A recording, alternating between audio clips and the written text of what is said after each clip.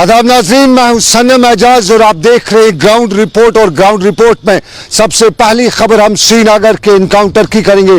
श्रीनगर का नवा कदल डाउनटाउन का इलाका, रात करीबन 1:30 बजे गोलियां चलने की आवाज़ आती है और जोर की चलनी इस गोलियों की आवाज़ें सुनने के साथ ही शहर श्रीनगर में खबर यही चलने लगी कि इनकाउंटर हो रहा है। और करीबन 2 साल बाद शहर श्रीनगर यानी डाउनटाउन के इलाके में इनकाउंटर हो रहा है। और इसी खबरों के फौरन बाद ही श्रीनगर में इंटरनेट मोबाइल इंटरनेट भी बंद हो गया और कुछ मोबाइल फोन्स भी बंद होना शुरू हुए। और जब इंटरनेट बंद हुआ, मोबाइल बंद हुआ, तो पता यही बताया जाने लगा कि वाकई में इनकाउंटर हुआ है। और डाउनटाउन के नवा कदल में हुए इस एनकाउंटर के दौरान रात करीबन 1:30 बजे जो गोलीबारी सुनाई दी, उसके बाद वो रुक गई और करीबन सुबह 4 बजे तक ये गोलीबारी रुकी रही। इस बीच में हल्के हल्के जो धमाकों की, छोटे छोटे धमाकोों की आवाजें भी आने लगी, लेकिन सुबह 4 बजे एक बार फिर जोर की गोलाबारी सुनाई दी और फिर एक बार फिर खामोशी छाई रही। इस बीच में एकतरफा गोलियां भी चलती रही और बताया गया कि फोर्सेस के लोग गोलियां चला रहे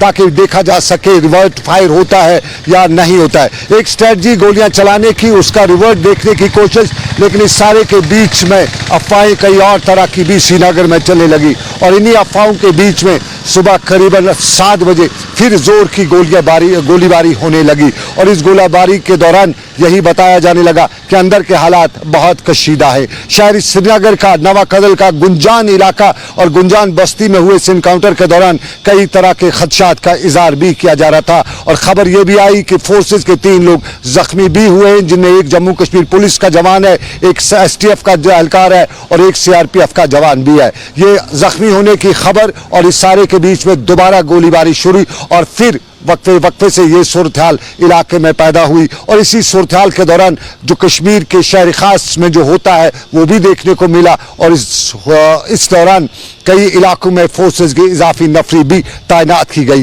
ये बात चलती रही, इनकाउंटर की गोलीबारी कभी रुक रही थी, कभी चल रही थी और करीबन 12 बजे जोर की आवाजें सुनाई दी। उस बीच में इलाके से धुआं भी उठता दिखाई दिया।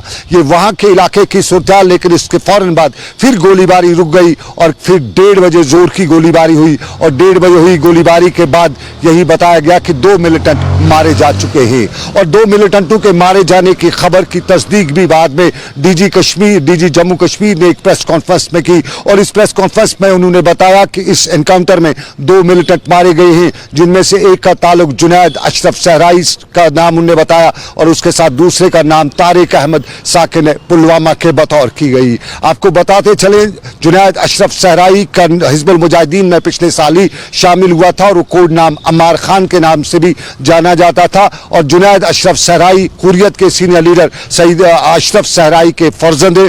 कुपवाड़ा के वादी लोलाब के टकीपोरा में पढ़ाई करने के बाद जुनैद ने कश्मीर यूनिवर्सिटी से PG किया है, MBA किया है और MBA करने के बाद वो पिछले साल ही मिलिटेंसी ज्वाइन किए थे। और उसके बाद कई तरह के मामलात भी देखने को मिले थे। और पिछले दिनों जब रियाज न्यायकू का एनकाउंटर हुआ था, उस एनकाउंटर के दौरान भी पहले ये बताया गया था कि ये जुनैद भी इस एनकाउंटर में है, इस जगह पे मौजूद है, लेकिन उसका ऐसा बाद में नहीं हुआ। और आज करीबन 5 दिन बाद ही जुनैद अशरफ सहराई को श्रीनगर में डाउनटाउन के इलाके में इस एनकाउंटर के दौरान मारा गया। और श्रीनगर में इस सारी सूरत के दौरान कई और तरह के मामलात जो श्रीनगर में इन हालात के दौरान देखे जाते हैं वो भी देखने को मिले। और वादी लुलाब में भी, खासतौर पर टिक्कीपोरा में भी इस तरह के हालात जो हड़ताल वगैरह है वो देखने को मिली। और यहाँ पे आपको बताते चले, DG कश्मीर ने प्रेस कॉन्फ्रेंस के दौरान कई मामलात का खुलासा भी किया, मौत की तस्दीक भी की और मौत के साथ साथ मिलिटेंसी की तादाद भी इस वक्त कश्मीर में क्या है, ये DG कश्मीर ने इस प्रेस कॉन्फ्रेंस के दौरान बताया। पिछली रात का जो ऑपरेशन है, इसमें 2 टेररिस्ट मारे गए हैं और दोनों की पहचान हमारे पास आ गई। एक तो श्रीनगर शहर से ही है, जुनैद अशरफ खान, और दूसरा पुलवामा से है, तारिक अहमद शेख। जुनैद अशरफ खान जैसा कि जानते हैं, हुर्रियत के जो चेयरमैन है इस वक्त, मोहम्मद अशरफ खान, उनका बेटा है, सबसे छोटा बेटा है, जो 2 साल पहले मिलिटेंसी ज्वाइन कर गया था। तब से लेकर के इसके 3-4 जिलों के अंदर एक्टिव होने की खबर थी। ज्यादातर बडगाम, पुलवामा, शोपियां और श्रीनगर के एरिया में इसका बीट रहता था। और इसका दूसरा साथी सिर्फ मार्च के महीने में ही उसने हिजबुल मुजाहिदीन को ज्वाइन किया था, जो इसके साथ रात के एनकाउंटर में मारा गया। जुनैद अशरफ सहराई का जब से जो एक्टिव है, कम से कम आधा दर्जन केसेस में, जो क्रिमिनल केसेस है, उसमें इसकी इन्वॉल्वमेंट थी, ये वांटेड था। और काफी जगह पे सिविलियन लोगों को मार पिटाई, उनको थ्रेटनिंग करना, फोर्सेस के ऊपर अटैक्स, जैसे त्राल के एरिया में, श्रीनगर के एरिया में, उसमें इसकी शमूलियत थी। इस वक्त जो हिजबुल मुजाहिदीन का डिविजनल कमांडर था, जो सेंट्रल कश्मीर के एरिया को भी देख रहा था, और इसके साथ साथ इसकी जो बीट है वो, जैसे मैंने कहा, वो पुलवामा और शोपियां की तरफ में भी बीच में रहती थी। हमारी कोशिश है कि श्रीनगर शहर को पीसफुल रखा जाए, मगर दुश्मन की कोशिश यहां पर रहती है कि श्रीनगर शहर क्योंकि सेंटर है एक्टिविटी का, और इसको किसी न किसी तरीके से डिस्टर्ब किया जाए। ग्रेनेड्स जो बहुत बार जहां पर हुए, उनका लिंकेज भी ज्यादातर हिजबुल मुजाहिदीन के जो एक्टिविस्ट हैं और बाकी ऑर्गेनाइजेशन के एक्टिविस्ट हैं, वो पुलवामा से भी और नॉर्थ कश्मीर दोनों साइड से आकर के, अवंतीपुरा से आकर के जहां पर इस तरह की कार्रवाइयां करते रहे। और उन तमाम तर केसेस की तफ्तीश, जैसे मैंने कहा, कामयाबी से हुई, जिसका नतीजा ये हुआ कि जितने भी मॉड्यूल तैयार करते थे जो ग्रेनेड फेंकने के शहर के अंदर, वो तमाम तर मॉड्यूल जो है वो टाइम टू टाइम बस्ट होते रहे। और कम से कम 1 दर्जन लोग ऐसे हम लोगों ने उन केसेस के अंदर गिरफ्तार किए जो ग्रेनेड थ्रोइंग की एक्टिविटीज में शामिल थे। हम उम्मीद करते हैं कि जहां जो इन लोगों की तरफ से जो साजिशें बन रही थी श्रीनगर शहर में अटैक करने की, कहीं किसी न किसी जगह पर, और हम लोग काफी अरसे से ट्रैक कर रहे थे, और कल हमें जो खास इत्तला मिली इनकी मौजूदगी डाउनटाउन में, उसके मुताबिक हमने जो ऑपरेशन लॉन्च किया था, और उसमें पुलिस को और हमारी जो फोर्सेस हैं, CRP साथ में थी, इनको इस ऑपरेशन में कामयाबी मिली। श्रीनगर में डीजी पुलिस की प्रेस कॉन्फ्रेंस, और उस प्रेस कॉन्फ्रेंस के दौरान एनकाउंटर का खुलासा। लेकिन आपको नाज़रीन बताएं कि इस सारे मामलात के साथ साथ एक और खौफनाक खबर कश्मीर में बराबर चल रही है। कल का दिन आपको याद होगा, कल हर तरफ से दहशत की खबर आ रही थी कोविड के हवाले से, और कल 100 से ऊपर की तादाद में 3 अमवात, कल दिन में 2 अमवात हुई थी, रात गई एक और मौत की खबर आई। और आज सुबह की शुरुआत भी अच्छी खबर से नहीं आई। आज सुबह भी एक और शख्स के कोविड से मारे जाने की खबर आई, और 60 साल शख्स बारामूला के इलाके का रहने वाला है। और इस सारे के साथ ही श्रीनगर में आज सुबह भी हड़कंप सी मच गई, और इसी हड़कंप के दौरान लोग अब यही पूछ रहे थे कि क्या करें क्या ना करें, क्या करें क्या ना करें के बीच में सबसे बड़ा सवाल था लॉकडाउन का। और लॉकडाउन के हवाले से कल सरकार के फैसले का इंतजार भी था, और सरकार ने फैसला कल शाम गए यही लिया है कि फिलहाल लॉकडाउन में कोई रिलैक्सेशन नहीं है। लेकिन लॉकडाउन की में रिलैक्सेशन ना होने के बावजूद भी श्रीनगर में लॉकडाउन नहीं था, सूरत हाल उसके मुतसिल थी। नाके तो बड़े लगाए गए थे, फोर्सेस की बड़ी तैनाती भी की गई थी, लेकिन लॉकडाउन नजर नहीं आ रहा था, क्योंकि जितने भी नाके लगाए गए थे वहां पूछताछ कम हो रही थी, बल्कि ड्राइविंग ज्यादा सिखाई जा रही थी। यानी नाके तो गोल गोल घूमते फिरते लगाए गए थे, वहां से ड्राइवरी सीख सकता आदमी, लेकिन वहां से आदमी से पूछा नहीं जा सकता है। ये श्रीनगर में लॉकडाउन के हवाले से सूरत हाल। लेकिन लॉकडाउन के साथ साथ मुद्दे और भी हैं। एक कश्मीरी जो क्वारंटीन सेंटर्स में, और वो कश्मीरी जो मुल्क की मुख्तलिफ रियासतों में, सबके मुद्दे हैं, और सबके मुद्दे बहुत ही खतरनाक हैं। मुद्दा खतरनाक हम आपको ये तस्वीर दिखाते, ये हमें श्रीनगर के नजदीकी इलाका अवंतीपोरा की इस्लामिक यूनिवर्सिटी के हॉस्टल से तस्वीरें आई है, और इन तस्वीरों के हवाले से हमें बताया गया कि वहां पे जो लोग एमिनेंट से जो क्वारंटीन हो रहे हैं, उनकी पिटाई भी हो रही है, उनको मार मारा पीटा जाता है, गैर इंसानी सलूक उनके साथ किया जाता है, क्योंकि वो अगर मांग करते हैं तो उनकी मांग के बदले में पिटाई होती है। और ये पुलवामा के इलाके में पड़ता है। डिस्ट्रिक्ट एडमिनिस्ट्रेशन पुलवामा पिछले कई दिनों से लगातार लोगों की तनकीद का निशाना बन रही है। कोई भी क्वारंटीन सेंटर हो, वहां से लगातार डिस्ट्रिक्ट एडमिनिस्ट्रेशन पुलवामा के खिलाफ या हवाले से इल्जामात लगते रहते हैं। और इन्हीं इल्जामात के पस मंजर में हमें इसी क्वारंटीन सेंटर से एक खातून वकील ने बताया, जो वहां खुद क्वारंटीन हो रही है, उससे इल्जामात की बूछाड़ करते हुए बताया कि गैर इंसानी सलूक क्वारंटीन सेंटर्स में किया जाता है। उन्होंने क्या बताया, हम आपको उन्हीं की जुबानी बराह रास्त सुनाते हैं, अरबाब इक़दार के लिए कि वाकई में इसकी तहकीकात करने की जरूरत है। अगर वाकई में ऐसा क्वारंटीन सेंटर्स में किया जाता है, खाने के बदले डंडा खाना पड़ता है, चावल के बदले अगर मार खानी पड़ती है, तो फिर यह गैर इंसानी सलूक क्यों हो रहा है? और फिर उन लोगों को क्यों क्वारंटीन सेंटर्स में रखा जाता है, जब सरकार के पास उनके लिए एसेंशियल कमोडिटीज नहीं है, जब सरकार उनकी पूरी मांगे वहां नहीं कर सकती है, तो फिर उनको घर में ही रखिए, पब्लिक में रखिए, वो जाने, पब्लिक जाने, कम से कम वहां पे तो नहीं उन्हें मारा जा सकता है। उनकी आवाज वकील साहिबा है या एडवोकेट है, पुलवामा से इनका ताल्लुक है, और हमारे साथ फोन पे इन्होंने अपनी वहां की हालात इस तरह से शेयर की। सर, आप सनम इजाज सर बोल रहे हैं? जी बोल रहा हूँ। सर, मैं एडवोकेट राफिया बोल रही हूँ। एडवोकेट राफिया बेसिकली जी, मैं पामपोर से हूँ। जी सर, मैं ना एक्चुअली दिल्ली गई हुई थी, अब हम वापस आए वहाँ से। Now we have been quarantined here at Islamic University of Science and Technology. Sir ji यहाँ पे हमारे नेक्स्ट रूम में एक लड़की है ना, वो बेचारी, उसका बच्चा हुआ है, 10 दिन का है सर। हेलो जी सुन रहा हूँ सर। 10 दिन का बच्चा है उसको जी। उसको ना पानी ना खाना कुछ भी नहीं, ना डायपर मिल रहा है, ना सैनिटरी पैड। बोल रहे हैं हम क्या आपके नौकर हैं यहाँ पे, आप खुद जाओ, लाओ कहाँ से लाने। हम बोल रहे हैं हमें सिर्फ नीचे छोड़ो, हम मार्केट जाएंगे, खुद लाएंगे। उसमें बोल रहे हैं यहाँ पाबंदी है, आप नीचे नहीं जा सकते हो। और यहाँ का इंचार्ज इतना बदतमीज, इतना, उसने उसके साथ इतनी बदतमीजी की ना सर जी। और मैं वहाँ पे खड़ी थी, मैंने बोला सर ये इसका 10 दिन का बच्चा है, एटलीस्ट तो थोड़ा ये करो आप। एक तो उसके मारूद को भी इतना मारा, मार पिटाई की डंडे से जी, और उसको इतने धक्के मारे और इतनी गालियां दी। और फिर मुझे भी, मैं उसको समझा रही थी कि आपको तरीका नहीं है बात करने का, ये क्या बोल रहे हैं आपको। और आप वो मुझे भी बोल रहा था दफा हो जाओ, और इतनी सारी गालियां दी सर। जो यहाँ का इंचार्ज है इनको यहाँ पे सर, कोई पता नहीं, बोल रहा था मैं वीडियो हूँ।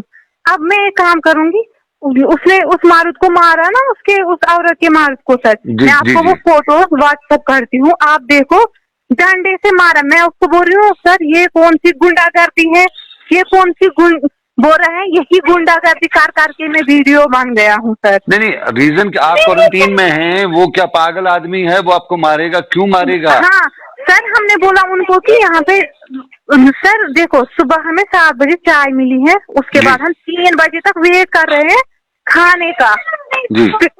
फिर जब हम खाना मांगने गए उनको कि हमें खाना दो, और वो भी गया था उस जो वो है ना जिसकी डिलीवरी हो गई है सर, जी, उसका हस्बैंड गया था उनके पास के। 3 बज गए, हमें कुछ खाना ही नहीं मिला। और यहाँ के जो वॉशरूम है ना सर, इतने गंदे, हमने तहसीलदार को फोन किया था सर, यहाँ का वॉशरूम उसमें कोई जा ही नहीं पाता। बस वो बोल रहा है अच्छा तुमने तहसीलदार को फोन किया था कि यहाँ पे वॉशरूम में गंदा, मतलब वहाँ पानी नहीं है, वॉशरूम में पानी चाहिए, पानी था ही नहीं, और इतना गंदा वहाँ की जो वॉश बेसन, गंदा क्या मतलब, गंदा थोड़ा सा देखिए चीज है। हाँ यस सर, वो जो वॉश बेसन है ना सर, वो पूरे बार के थे, उनमें पता नहीं पिछले 2 महीनों का पानी बार के। कमोड इतने गंदे, इंसान कुत्ता भी नहीं बैठेगा वहां पे सर। ये क्वारंटीन सेंटर के अंदर की हालत जार अरबाब इक़दार तक हमने ये ऑडियो क्लिप सिर्फ इसलिए पहुंचाई है कि तहकीकात होनी चाहिए कि क्या हो रहा है क्वारंटीन सेंटर के अंदर। लेकिन क्वारंटीन सेंटर के साथ साथ रेड जोन एरिया का भी इलाका भी आता है, और रेड जोन एरिया हंदवाड़ा के गोनेपोरा के इलाके को भी किया गया था। मुकामी लोगों का इल्जाम है कि जब से उस इलाके को रेड जोन किया गया है, वहां इंतजामिया का कोई फर्द नहीं आया। लेकिन कश्मीर में कहावत है कि उत के बजाय तुत, यानी करे कोई बरे कोई। और ये करे कोई और बरे कोई वाला मामला राजौरी में देखने को मिला है और कोविड के हवाले से ही पुंछ के इलाके में, राजौरी पुंछ के इलाके से देखने को मिला है। पुंछ से खबर है कि जहां वहां जो लोग पॉजिटिव थे उनको नहीं उठाया गया, बल्कि उनके हम नामों को उठाया गया, उन्हें लिया गया, उनके हवाले से बताया गया कि वो पॉजिटिव हैं। और बाद में जब हकीकत सामने आई तो उसके बाद जो असली थे, जो पॉजिटिव थे, उनको उठाया गया। पूरी तफसीलात क्या हैं, हम राजौरी चलते हैं। जमशेद मलिक मेरे साथ फोन लाइन पे मौजूद है। जमशेद, तफसील बताइए, उत की बला तुत ये कैसे हुआ और क्या कर रही है इंतजामिया इस पे? जी सनम, कल सुरनकोट में जो 2 केस पॉजिटिव सामने आए, जिनमें एक महकमा सेहत का मुलाजिम भी था, इन दोनों के इसके पॉजिटिव आने के बाद जिस तरह के हालात वहां बने थे, वहां लोगों में काफी दहशत देखने को मिली थी। और इंतजामिया की जानिब से आनंद फान में अहमदाबाद एक गांव है जिसको रेड जोन करार दिया गया था, क्योंकि ये मुलाजिम जो था इसकी ड्यूटी भी सुरनकोट हॉस्पिटल के अंदर ही थी और इसका रोजाना घर आना जाना भी था। उसको देखते हुए पूरे सुरनकोट में दहशत जरूर देखने को मिली। मगर थोड़ी देर बाद जब ये दोनों पॉजिटिव केस के नाम 2 और सामने आए कि ये पॉजिटिव नहीं बल्कि ये लोग पॉजिटिव है, उसके बाद इंतजामिया पूरी तरह हरकत में आई। बल्कि जिनको पॉजिटिव करार देकर उनको रवाना किया गया था, उनको दोबारा वापस बुलाया गया और ये पता चला इंतजामिया को ये पॉजिटिव नहीं है बल्कि इसी नाम के दूसरे 2 लोग पॉजिटिव है। मगर इंतजामिया की गफलत इसमें बहुत बड़ी सामने आती है कि जिन लोगों को ये पॉजिटिव करार देते हैं, इसी नाम के दूसरे 2 लोग हैं। हालांकि अगर इनके वालिदैन के नाम चेक किए जाते, वहां भी इनकी नाम एक जैसे नहीं होते, इनका एड्रेस एक जैसा नहीं होता, इनके मोबाइल नंबर एक जैसे नहीं होते, बल्कि उसके बरक इन्होंने उन लोगों को पॉजिटिव करार दिया जो एक हॉस्पिटल में काम करता था और इसकी ट्रैवल हिस्ट्री थी। और थोड़ी देर बाद इसकी जिसकी ट्रैवल हिस्ट्री थी उसने अपनी रिपोर्ट जो सोशल मीडिया पर अपलोड कर दी, जो रिपोर्ट नेगेटिव थी, मगर इन्होंने उसको पॉजिटिव करार दिया। उसके बाद अब इंतजामिया की तरफ से इस 4 लोगों के नाम जो एक जैसे इनके नाम है, इन दोबारा को क्वारंटाइन सेंटर भेज दिया गया और उनके दोबारा टेस्ट किए जाएंगे। हालांकि रात को लोगों में जिस तरह इंतजामिया के खिलाफ गम गुस्सा था, उसको देखते हुए इंतजामिया की तरफ से रात को ही सुरनकोट में ऐलान करने शुरू कर दिए गए थे कि सुरनकोट को आज मुकम्मल तौर पर कारोबारी सरगर्मियां हो या गाड़ियों की आवाजाही हो, पूरी तरह पाबंदी लगा दी गई है और सुरनकोट आज पूरी तरह बंद रखा गया है। क्योंकि अगर हम सुरनकोट की बात करें, पुंछ जिला से जो पहला केस पॉजिटिव सामने आया था, उसमें भी इंतजामिया की बड़े पैमाने पर गफलत देखने को मिली थी। क्योंकि इंतजामिया की तरफ से उस शख्स को 15 दिन क्वारंटाइन सेंटर रखने के बाद फिर उसको अपने घर भेज दिया गया था। इस दौरान उसका टेस्ट किया गया था। जब तक उसकी टेस्ट की रिपोर्ट आती, रिपोर्ट का इंतजार किए बिना उस बंदे को घर भेजा गया और जब वो बाद में उसकी रिपोर्ट आती, पॉजिटिव आती है, तो उसके बाद इंतजामिया पूरी तरह हरकत में आई। और दूसरे केस में भी अगर हम ये कहें कि पुंछ इंतजामिया इसके लिए पूरी तरह अभी तक तैयार नहीं है, गलत नहीं हुआ, क्योंकि 3 ही केस पॉजिटिव आने के बाद वहां के हालात का जायजा खुद ही लगाया जा सकता है कि पहले केस के बाद ही सुरनकोट में हालात कैसे बने। ये तफसील से ये थोड़ा बताएं हमें, ये पुंछ में वाक़ा पेश आया या राजौरी में पेश आया है, थोड़ा सा इसकी तफसील हमें बताएं। जी सनम, ये सरहदी जिला पुंछ का सुरनकोट का इलाका है जहां ये वाक़ा पेश आया, क्योंकि कल राजौरी और पुंछ से 4 केस पॉजिटिव सामने आए थे, जिसमें 2 का ताल्लुक राजौरी से था और 2 का ताल्लुक सुरनकोट से था। राजौरी वालों की ट्रैवल हिस्ट्री जो बताई जा रही थी महाराष्ट्र थी और दूसरी तरफ सुरनकोट से जो 2 पॉजिटिव आए थे उनमें से एक की ट्रैवल हिस्ट्री पंजाब थी और दूसरा महकमा सेहत का मुलाजिम था, जिसके पॉजिटिव करार दिए जाने के बाद हालात काफी कशीदा हुए थे। और थोड़ी देर बाद इंतजामिया ने यह तस्दीक कर दी कि ये दोनों पॉजिटिव नहीं है बल्कि इसी नाम के 2 अलग लोग पॉजिटिव हैं, जिसके बाद हालात में लोगों में थोड़ी सी दहशत जरूर कम हुई, मगर इंतजामिया के खिलाफ काफी गुस्सा लोगों में इस हड़बड़ी पे इंतजामिया क्या कहती है? इंतजामिया ने देर आकर बेलाकर आज डीसी राजौरी पुंछ ने प्रेस कॉन्फ्रेंस कर इस बात को तस्लीम किया कि ये गलतफहमी हुई है कहीं ना कहीं, मगर उन्होंने ये भी साथ में कहा कि इन 4 लोगों के नाम एक ही जैसे हैं जो अलग अलग क्वारंटाइन सेंटरों में थे। उसके बाद जो पॉजिटिव आए हैं इनके नाम एक ही जैसे थे। इसको अब दोबारा 4 लोगों को क्वारंटाइन सेंटर भेज दिया गया और इन 4 लोगों के दोबारा टेस्ट किए जाएंगे ताकि ये पता चल सके कि इन दोनों में से 4 में से कौन से 2 लोग वो हैं जो पॉजिटिव हैं और 2 लोग जो ऐसे हैं जो बिल्कुल सेहतियाब। बहुत शुक्रिया जमशेद मलिक, पूरी जानकारी के लिए। पुंछ के हवाले से उत की बला तुत और उस पर जमशेद मलिक पूरी तफसील बता रहे थे। इंतजामिया क्या कह सकते हैं कि खिस्सानी बिल्ली खंबा नोचे वाली कहानी हो सकती है, अब इंतजामिया तो वही करेगी। लेकिन अच्छी खबरें भी हैं, जहां एक तरफ से कोविड के हवाले से बुरी खबरें, अच्छी खबरें भी है। और इन अच्छी खबरों में अनंतनाग में आज 26 के करीब उन पेशेंट्स को क्वारंटीन सेंटर्स में जिन्हें रखा गया था, जिनका ट्रीटमेंट हो रहा था, उन्हें आज वहां से रवाना किया, खैर आफियत के साथ, सेहतियाब होकर उन्हें घरों के लिए रवाना भी किया। डिस्ट्रिक्ट एडमिनिस्ट्रेशन भी वहां पे मौजूद थे, जिला तरक्याती कमिश्नर भी मौजूद थे और जिला तरक्याती कमिश्नर के मौजूद होने के मौके पर उन्होंने यहां खुशी का इजहार भी किया। यह अनंतनाग की खबर, लेकिन पटन से इलाके में कल एक केस पॉजिटिव आया है और पूरे इलाके में हड़कंप मची हुई है। पटन के नजदीकी इलाकों में पिछले दिनों बड़ी तादाद में पॉजिटिव आए थे, लेकिन पटन के गौरीपुरा इलाके में गाँव में एक पॉजिटिव केस के आने के बाद इंतजामिया पूरी तरह से मुतहरिक हो चुकी है और इंतजामिया जहां क्वारंटीन कर रही है वहां घर घर जाते हुए लोगों को बता भी रही है और बताने के साथ साथ इंतजामिया की पूरी टीमें वहां पे लगी हुई हैं।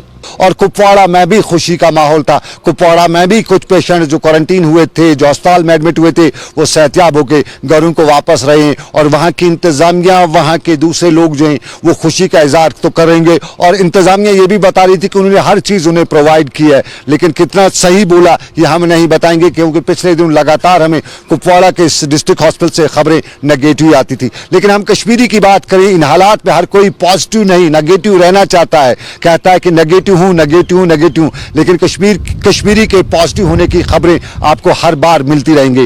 दुनिया के बाकी पहलुओं में वो पॉजिटिव है और कश्मीरी नौजवान जो मुल्क की मुख्तलिफ रियासतों में जॉब करे थे, इस वजह से अपना जॉब खो बैठे, लेकिन कश्मीर आने के बाद भी उन्होंने अपनी हिम्मत नहीं हारी है और मुल्क की मुख्तलिफ रियासतों में जो तजुर्बा है उसका उन्होंने इस्तेमाल कश्मीर में करते हुए अपनी मदद आप करो, लोगों की मदद करो वाला फार्मूला है। एक ऐसा ही नौजवान हमारे साथ आज मौजूद है, हम उनसे मिलाते हैं वो किस तरह से खुद का अपनी भी कमाई कर रहे हैं, अपनी भी मदद कर रहे हैं, अपने लोगों की भी मदद कर रहे हैं, मुल्क की मुख्तलिफ रियासतों का तजुर्बा और उसका इस्तेमाल जम्मू कश्मीर में कर रहे हैं।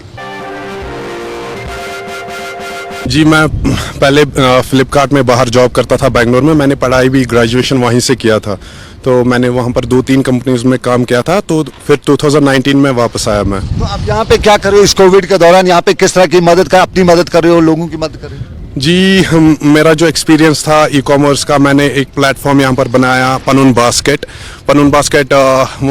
वेबसाइट भी है और मोबाइल एप्लीकेशन भी है गूगल प्ले स्टोर पे। तो मैं क्या कर रहा हूँ, होम डिलीवरी कर रहा हूँ ना ग्रॉसरीज का, चाहे वो फ्रूट्स हो, वेजिटेबल्स हो या डेली नीड्स हो। तो जैसे मैं आज पैम्पलेट्स दे रहा था, इस पे साफ साफ लिखा है stay at home and stay safe. तो क्योंकि मैं लोगों को बताना चाह रहा हूं कि आप घर पे बैठिए, हम आपका जो ग्रॉसरीज है वो हम डोर स्टेप्स डिलीवर कर सकते हैं। ये घर तक ले जाने में एक्स्ट्रा चार्ज वगैरह तो नहीं करते हो? जी, एक्चुअली हमारा जो वेयर हाउस है वो लसजन में है। अगर दूर दराज होते, एग्जाम्पल हमने HMT में भी डिलीवरी किया है, अभी लाल बाजार में किया है, एयरपोर्ट रोड किया है, तो थोड़ा सा हम 30 to 50 रुपये चार्ज करते हैं और जो नियर अराउंड्स होते हैं तो उनको हम फ्री डिलीवरी करते हैं सर। और आबिद से आपने बात की, आबिद कश्मीर का नौजवान बाहर काम कर रहा था, कोविड की वजह से वापस कश्मीर आया और यहाँ पे जहाँ अपना कारोबार शुरू किया है, कहीं न कहीं लोगों तक पहुँचने की कोशिश कर रहा है, पहुँचाने की कोशिश भी कर रहा है। साफ जाहिर है इन हालात में अगर किसी के पास 10 रुपए की कमाई होती है तो बड़ी कमाई भी बन सकती है इन हालात में, लेकिन हमारे यहाँ एक और कमाई भी है, वो है सरकार को लूटने की कमाई, सरकारी इमलाक को लूटने की कमाई। सरकारी इमलाक यानी जंगलात को लूटा जा रहा है अनंतनाग में, और अनंतनाग में लूटे जाने की हमारी खबरों के बाद इंतजामिया भी हरकत में आई और कहीं न कहीं कोशिश की उसको कब्जा जो सरकारी